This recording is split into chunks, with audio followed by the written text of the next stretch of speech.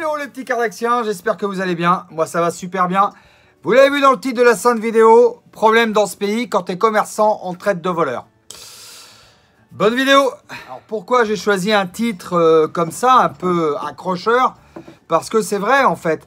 Moi je suis commerçant depuis toujours. Depuis toujours, je fais des affaires. Je vais vous raconter un petit peu mon parcours.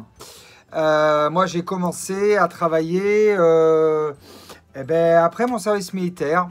J'ai monté une entreprise qui s'appelait Silaoscom. Et là, je vendais des téléphones portables. Je vendais des téléphones portables au porte-à-porte. Et croyez-moi, faire du porte-à-porte, c'est du boulot. J'étais sur Angoulême. Donc, c'était toc, toc, toc. Vous avez 2 minutes à m'accorder? Et on vendait les premiers téléphones portables. Des téléphones Motorola D160. Je me rappelle, à l'époque. Où il y avait les Matra aussi, des gros téléphones. Après, il y a eu le Nokia 3310, etc. etc. Après, j'ai continué dans les téléphones portables. J'ai eu des boutiques de téléphones portables à l'île de la Réunion, cette fois-ci. Mais j'étais toujours commerçant. Ah non, avant, j'ai vendu des matelas au porte-à-porte aussi. J'étais toujours commerçant. J'étais toujours dans le commerce, dans les échanges. Mais, donc, pour vous dire, ça fait... j'ai eu LV3D, ça vous le savez. Avant LV3D, j'avais eu 2K.com. J'ai eu le Petit Prospecteur aussi, qui était un magazine qui était distribué à 15 000 exemplaires. Donc, j'ai vraiment fait plein de choses, mais toujours en rapport avec le commerce. Et à chaque fois, tu remarqueras, et c'est vraiment typique de la France, ce genre de comportement, quand tu es commerçant, tu te fais traiter de voleur. T'es forcément un escroc. T'es forcément quelqu'un de malhonnête. Mais pourquoi les gens disent ça? Il faut quand même se poser la question. Déjà, quand tu es commerçant, tu es quelqu'un qui a des houilles. C'est quelqu'un qui a du courage. Voilà. Quelqu'un qui a le courage de monter une boîte. Quelqu'un qui a des idées.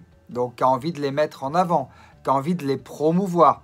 Donc, ces gens qui disent que tu es un voleur ou que tu es malhonnête, c'est ou des gens qui sont jaloux de toi, parce qu'ils s'imaginent que ça y est, t'es commerçant, ouh, t'as réussi. Non, non, non. Faut pas confondre chiffre d'affaires et bénéfice. Le bénéfice, c'est ce qui reste à la fin. Quand t'as brassé tous les sous, quand t'as enlevé l'URSSAF, le loyer, les employés, si t'as des employés, tout ce qui est charge, eau, électricité, téléphone portable, etc. Expert comptable, parce qu'on est souvent obligé de prendre un expert comptable. À la fin, il te reste un excédent brut d'exploitation. Cet excédent brut d'exploitation, bien souvent, les premières années, il n'est même pas positif. C'est-à-dire, tu travailles pour rembourser les banques et tu travailles à perte. Donc, s'il vous plaît, arrêtez de dire que les commerçants sont des voleurs. Parce que franchement, c'est usant. Et s'il n'y avait pas de commerçants, eh ben, vous ne pourriez pas aller acheter votre baguette de pain. Par exemple, s'il n'y avait pas de boulanger, vous feriez comment s'il n'y avait pas de boulanger? Non, mais là, je m'adresse à une certaine partie de la population. S'il n'y avait pas de boulanger, vous feriez comment? Non, les commerçants ne sont pas des voleurs. Oui, les commerçants sont honnêtes. Et oui, les commerçants travaillent. Et honnêtement, ils ne font pas les 35 heures... ni les 32 ou les 38, je sais pas. Enfin bon, j'ai pas trop... Si, on est passé à 35 heures, voilà, je me rappelle. Mais non, on compte pas nos heures. C'est une question de mentalité, en fait. On bosse, on fait ce qu'il y a à faire, point barre. On avance, on encaisse de l'argent, on paye nos charges et on essaye de s'en sortir. Donc non, les commerçants ne sont pas des voleurs. Il faut vraiment arrêter avec ces clichés. Donc, ou c'est des gens qui sont jaloux, on l'a vu, ou ça va être des gens qui n'ont pas la connaissance. Moi, je prends mon meilleur ami, il se reconnaîtra, il est professeur à l'île de la Réunion. Mon meilleur ami, il ne sait pas ce que c'est que la TVA, par exemple. La taxe à valeur ajoutée, il n'a pas conscience de ça. Pour lui, il ne comprend pas. Alors, la TVA, quand tu es commerçant, et j'explique peut-être aux plus jeunes, c'est une taxe qui est de 20% en France métropolitaine que tu dois collecter, donc tu la ramasses et tu la redonnes à l'État. Donc collecter, donc le chef d'entreprise devient collecteur d'impôts, tout simplement. Donc non, je vois pas ce qu'il y a de malhonnête à ça. On est quelque part un petit peu obligé. Et j'ai l'impression que plus ça va, plus l'État se substitue aux entreprises. Non, plus ça va, plus les entreprises se substituent à l'État. C'est-à-dire plus l'État se décharge sur les patrons pour faire des tâches. Par exemple, je vous donne un exemple flagrant. Maintenant, quand tu embauches quelqu'un, tu dois, sur sa déclaration, demander s'il a une maison secondaire, justificatif de revenus, etc. Et tout ça est transmis aux impôts. Ça, tu dois le faire pour le gouvernement. Donc, en fait, tu deviens le flic de ton salarié. Je ne sais pas où on va dans ce système totalement fliqué, totalement policé. Je ne sais pas où on va du tout. Par contre, ce qui est sûr, c'est que réellement, il y a beaucoup de gens qui ne comprennent pas comment fonctionne une entreprise et qui, en permanence, vont assimiler un commerçant à un voleur. Parce qu'ils ne captent pas. Quand ils voient ou alors c'est qu'ils n'aiment pas dépenser ou quoi, mais quand ils voient les prix, ils font « Ah !» Mais attends, quand tu vas au restaurant, par exemple, au restaurant, il faut savoir qu'on marge à 3. Par exemple, un repas qui est vendu 15 €, il t'a coûté normalement 5 €. Mais tu n'as pas le choix, tu multiplies par 3. Mais c'est pas, tout ne va pas dans ta poche de commerçant. Non, non, tu as les charges, tu as les taxes et tu as les impôts.